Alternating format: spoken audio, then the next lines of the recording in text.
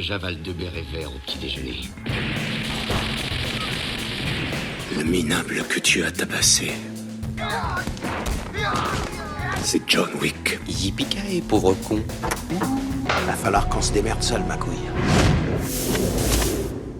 Ah là là, ça va être le duel des John. Bonjour à tous, je suis la Critique Masquée, bienvenue dans ce deuxième huitième de finale du tournoi des meilleurs films d'action de tous les temps. Et donc aujourd'hui, gros duel de John. Nous avons donc John Wick contre John Matrix dans Commando. Voilà, deux gros films d'action et c'est parti pour le duel. Je rappelle rapidement les règles, vous devez voter à la fin de la vidéo pour le film des deux groupes préférés, pour qu'il passe en quart de finale. Et surtout, n'hésitez pas à balancer plein d'arguments dans les commentaires et d'aller checker les arguments des gens avant de voter, parce que voilà, ensemble on essaie de savoir quel est le meilleur film d'action de tous les temps.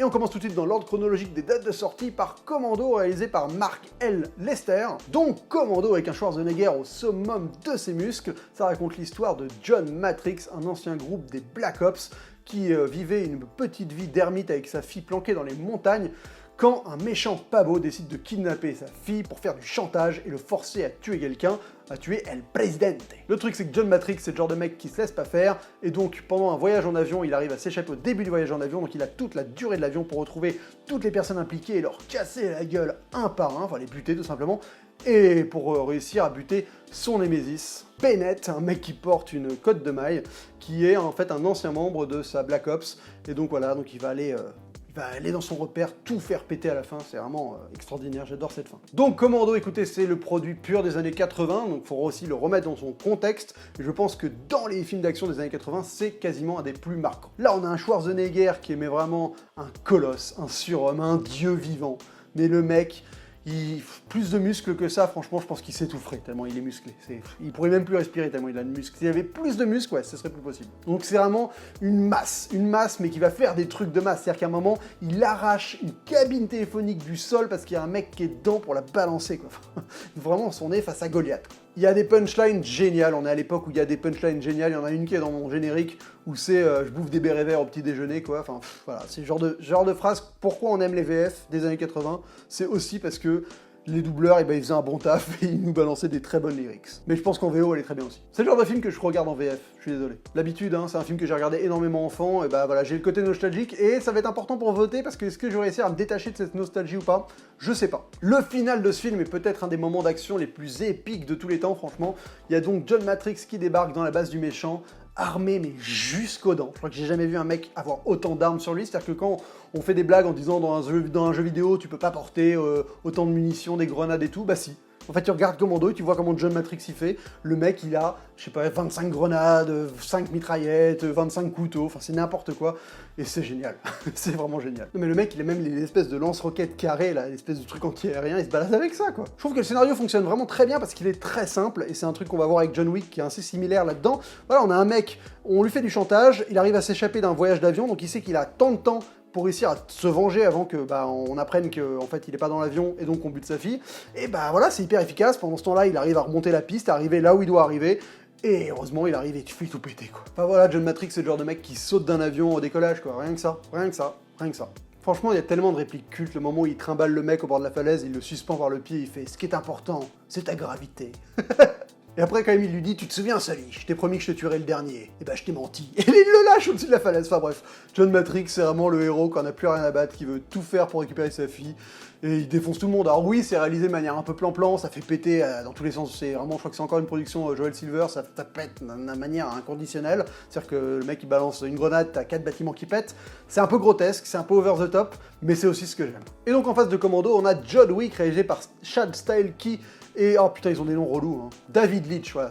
Chad Stahelski et David Leitch. Et donc c'est réalisé en 2014. Donc c'est un film très récent, et c'est intéressant parce qu'il y a un vrai parallèle avec Commando dans la simplicité du scénario, et John Wick, ça va vraiment au paroxysme du côté simpliste. Mais c'est ce qu'on aime dans un film d'action, c'est que, bah voilà, on donne juste un prétexte, et après, on a de l'action. Et le prétexte de John Wick, il est génialissime, c'est-à-dire qu'on a un Keanu Reeves, on découvre au début du film, ça a l'air d'être un mec assez lambda, le problème, c'est que sa femme est morte. Et le truc, c'est qu'il lui reste plus qu'un seul souvenir de sa femme, c'est son petit chien qui sa femme lui a offert avant de mourir. Ça, c'est beau. Le problème, c'est que t'as un petit con qui veut lui voler sa voiture et qui en profite pour, au passage, lui buter son chien. Alors ce petit con, il se trouve que c'est le fils d'un des patrons de la pègre New York, je crois, donc de la mafia russe. Et John Wick, eh ben ça lui a pas du tout plu qu'on bute son chien. Le problème, c'est qu'en plus, John Wick, c'est un ancien assassin. Et donc il va partir dans une énorme vendetta où il va aller décimer la mafia russe pour aller buter le fils du chef. Alors ce qui est génial dans le film, c'est toute la mythologie qu'ils arrivent à construire rapidement autour du personnage de John Wick. Parce que voilà, il crée un monde autour de ce concept de tueur à gages. Parce que voilà, John Wick, c'est genre un assassin ultime. À un moment, il y a cette fameuse séquence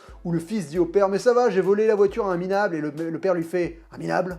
T'as volé la voiture de John Wick ». Et là, il commence à lui expliquer qui c'est John Wick. En fait, il le décrit avec voilà, un monologue génial. Et en fait, John Wick, t'as l'impression que c'est le meilleur tueur de la planète, quoi. Genre, c'est vraiment le chasseur ultime. Enfin, tu te chies dans ton froc quand t'es le fils qui entend son père lui raconter cette histoire. Cette séquence est juste géniale. Et voilà, une manière d'introduire ce personnage de John Wick, c'est parfait. La grosse force de John Wick aussi, ce sont ces scènes d'action, parce qu'on est dans une époque où on s'est bouffé beaucoup de films post-Jason Bourne, là, avec des trucs comme Tekken ou Tekken 3, enfin, avec de l'action, caméra à l'épaule, shaky cam, hypercut. C'est pas une très bonne période du cinéma d'action, les années 2000-2010, et John Wick arrive, et il est fait par des vrais passionnés, parce que ce sont deux régleurs cascades à la base, je crois, les deux peut-être pas, mais un des deux en tout cas est régleur cascade, et donc on fait des vraies chorégraphies de baston au flingue, et ça renouvelle un tout petit peu le cinéma d'action, parce que ça faisait longtemps qu'on n'avait pas vu des scènes d'action filmées avec de l'ampleur, des plans séquences, et cette Keanu Reeves, qui a cette manière de se déplacer, de manier son pistolet, qui est nouvelle, quoi, j'avais jamais vu ça à l'écran, il y a vraiment une fluidité dans les mouvements, dans les chorégraphies, la manière dont il défonce tout le monde. Il fait énormément de morts, on est un peu au même ratio de morts que dans Commando, donc s'il y en a qui veulent compter, n'hésitez pas à mettre ça dans les commentaires. Mais voilà, t'as cette séquence dans la boîte de nuit où vraiment il enchaîne les sbires un par un, et c'est super beau à voir, quoi. C'est vraiment un ballet d'action, quoi. On sent qu'on est dans un film d'action post-The Raid, en fait, mais c'est quasiment un des premiers films d'action hollywoodiens, enfin en tout cas américains, post-The Raid, qui a pris en compte les leçons que The Raid a apportées au cinéma d'action récent, et qui les a mis en place, mais dans un film d'action américain. Il y a Keanu Reeves qui fait vraiment un don de soi, aussi bien physiquement que, bah voilà, après c'est Keanu Reeves, je trouve qu'il a toujours son charisme, cette espèce de flegme, il apporte cette espèce de sympathie dans un personnage qui n'a pas beaucoup d'expression, enfin, il arrive à apporter quelque chose, et moi c'est un acteur que j'aime beaucoup, Keanu Reeves, malgré le fait qu'il peut être un peu décrié parce qu'il a pas énormément d'expression, mais là c'est totalement à propos, quoi. John Wick n'est pas supposé être un personnage ultra expressif. Donc le scénario est vraiment ultra simple, hein, on va d'un endroit à un autre, il obtient des informations, il défonce des gens un par un, et il finit par trouver qui il doit trouver, et il fait plus ou moins du chantage à un moment, voilà, il y a des petits trucs comme ça. Il y a un truc qui est génial, c'est ce concept d'hôtel.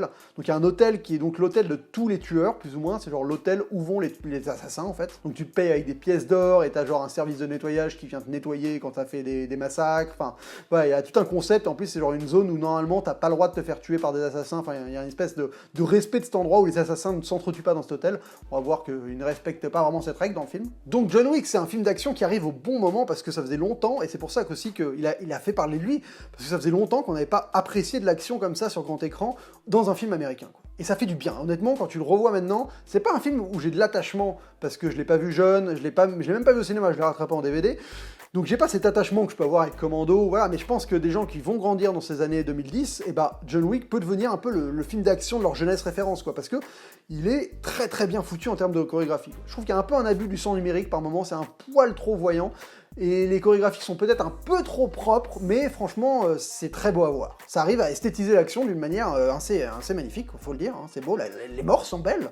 C'est glauque, mais c'est beau. Alors t'as des bons personnages, mais c'est rien de grandiose. Honnêtement, je trouve que les personnages secondaires sont pas extrêmement bien développés, mais c'est la volonté minimaliste du film. C'est de faire un film où t'es centré sur John Wick, qui est un personnage taciturne, qui parle pas beaucoup, qui a pas grand chose à dire, qui est juste là pour flinguer les gens qu'il a envie de flinguer au début du film, quoi. Donc ça donnera lieu à John Wick 2, et surtout ça va lancer la carrière des deux réalisateurs qui vont faire Atomic Blonde et potentiellement le prochain spin-off Fast and Furious, si je me trompe pas. Enfin, en tout cas, Chad Stahelski, qui est donc le réalisateur du film, alors il y a un deuxième mec, mais c'est un peu compliqué, bah je trouve que c'est un mec qui vraiment a apporté une très très belle manière de filmer l'action à Hollywood, parce que c'est celui qui va s'occuper par exemple de Civil War après, et j'adore l'action de Civil War avec les frères Russo. Voilà, je trouve qu'il a, je crois de Winter Soldier si je me trompe pas, enfin en tout cas il arrive à donner cette espèce de gravité dans les morts, dans les coups de poing, dans les coups de pied, dans les tirs, enfin tout prend une ampleur plus que juste des gens qui se tirent dessus de manière lambda, quoi. Et c'est vraiment une chorégraphie où c'est marrant parce que c'est pas des tirs lointains, on est vraiment proche, enfin il y a un peu cette... En fait, je pense que les combats dans John Wick sont ce qu'auraient dû être les combats dans Equilibrium si le mec avait pas fait n'importe quoi avec son concept.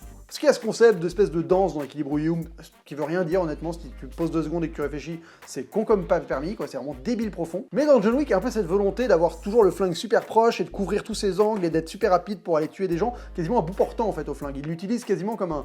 Ouais, comme une arme de poing. Mais c'est une arme de poing le flingue, je suis con quoi. Donc c'est le moment où je dois décider pour lequel des deux je vote. Et alors là, c'est très compliqué parce qu'on a la nostalgie qui parle d'un côté avec Commando et mon amour pour ce film parce que quand j'étais gosse, j'ai joué à Commando des milliers de fois dans ma tête, quoi. Je me suis imaginé être John Matrix. Et John Wick, dont je suis admiratif de la performance actuelle et du fait qu'il ait sa place dans la décennie des films d'action et qu'il arrive vraiment à marquer son époque parce qu'il est nouveau et qu'il apporte un peu autre chose que ce qu'on a à l'heure actuelle, quoi. Mais j'ai pas un attachement émotionnel à John Wick, alors que j'en ai un énorme avec Commando. Donc comment faire mon choix ? Parce qu'honnêtement, en termes d'action, je pense que John Wick est mieux, parce qu'il est plus récent, il est plus moderne, il apporte quelque chose que Commando, malheureusement, il était dans la continuité de son époque, c'était juste plus, mais il n'y avait pas une vraie réflexion, un vrai renouveau du film d'action avec Commando. C'est juste le film d'action années 80 à son paroxysme presque. Alors que John Wick a vraiment quelque chose d'un peu nouveau. Et ça c'est quand même à prendre en compte. Le truc, c'est que Commando, il n'y a pas eu de suite, donc en plus, il a ce côté un peu mythique d'être Commando, quoi. John Wick, ils ont fait une suite, je l'ai pas vu, donc peut-être que si ce film passe, je regarderai la suite pour pouvoir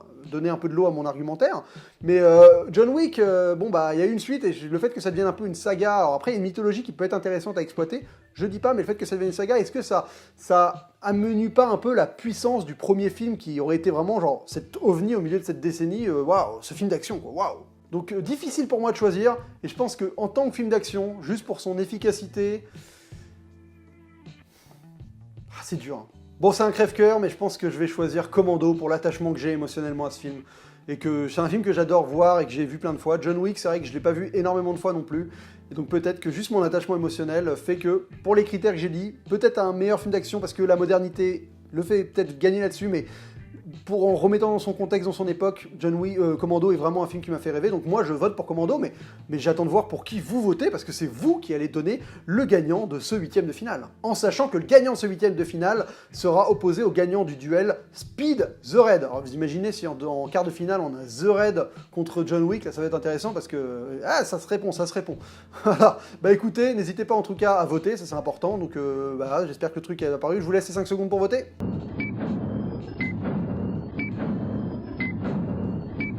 Et donc voilà, vous avez fait votre vote, j'ai hâte de voir pour qui vous avez voté, qui va gagner ce duel. En tout cas, on se retrouve très vite pour un prochain 8e de finale, il y a d'autres films qui débarquent.